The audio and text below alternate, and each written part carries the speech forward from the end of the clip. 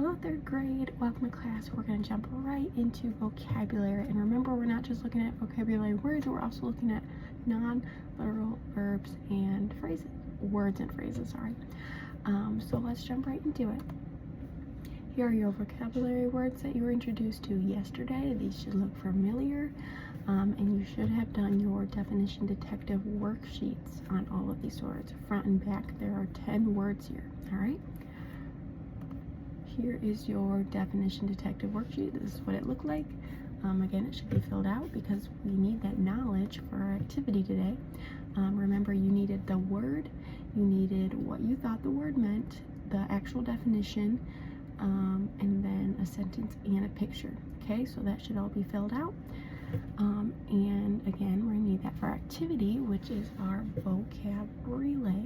So for this activity, I'm gonna split you up in groups, and up here on the floor, I have a pile of note cards with words on them, okay?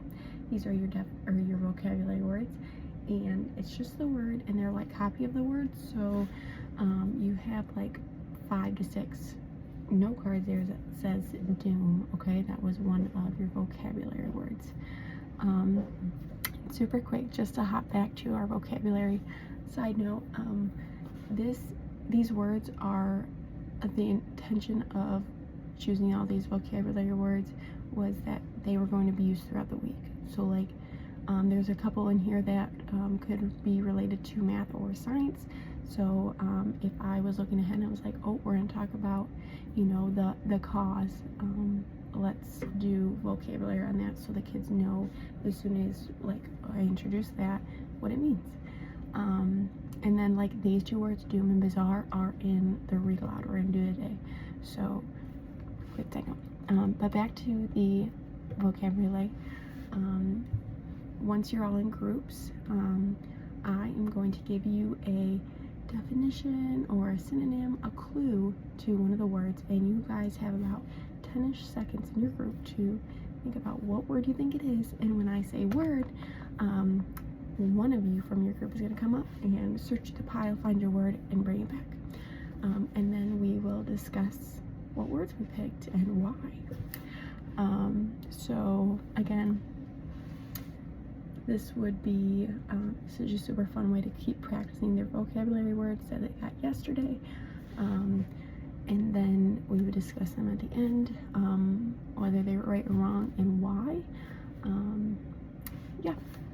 And again, with the vocabulary, these words don't have to be the only words we learn this week. If they ever run into words while they're reading or while we're talking, of course, look those words up and talk about them. All right, and then after the relay, we would jump into our read aloud. So, has anyone ever read the book More Parts? This book is super cute, and it is going to talk about non-literal phrases and words, and it's super funny. So of course, for time's sake, I'm not going to read the book, but basically what it's about is there's a boy and he keeps hearing these non-literal phrases, and one of them being, that must have broke your heart, and he was like, my heart? Like, I don't think it broke. And he's like, he puts it on a pillow, he like ties it to himself, so like that never happens. So it's just like going through, he is taking all these non-literal phrases very literal. So as I would read it, I would ask questions like, what do you think that means? Or, I mean, is his heart actually gonna break? Or did it break? And then we would just talk about how, obviously you don't need to take those very literal. They are just a way of saying, you know, like, I'm sure that made you really upset. So we would talk about that. And just read the book. Again, super funny, cute. Yeah. So after the book, I would remind them, or even before, literal versus non-literal. They learned a little bit about this yesterday already. At least that's my intent. And yeah. And then these are all the non-literal phrases in the book More Parts. And we would talk about them, break them down. What do they mean? What other ways might you see, or have you ever heard these, or what other ways could you use them? or not use them, but other sentences they could be in. And then, have they ever heard any other non-literal phrases in their lives? And what did they mean, or what did they think they meant at the time? So yeah, so that covers one of my standards, which is non-literal, like talks about non-literal words and phrases. And my other standard I chose is quite the opposite. It's like taking words and how can you apply them to real life situation, like real life sentences, like describing someone like truly as they are, versus non-literal is obviously he didn't literally break his heart. A real word for that would be he was upset.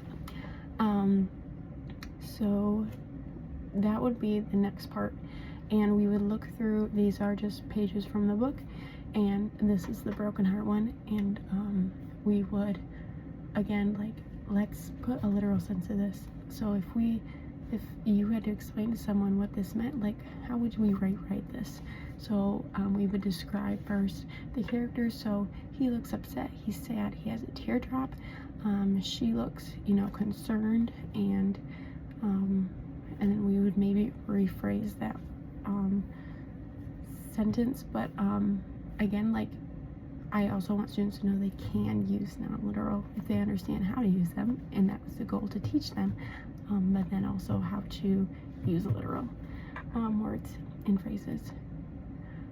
Here's another one. This one is hold your tongue. Again, we would describe, he looks impatient, he wants to talk to his grandma. She is playing a card game, so she says, hold your tongue, I'm doing something else, please stop talking, wait your turn, kind of thing.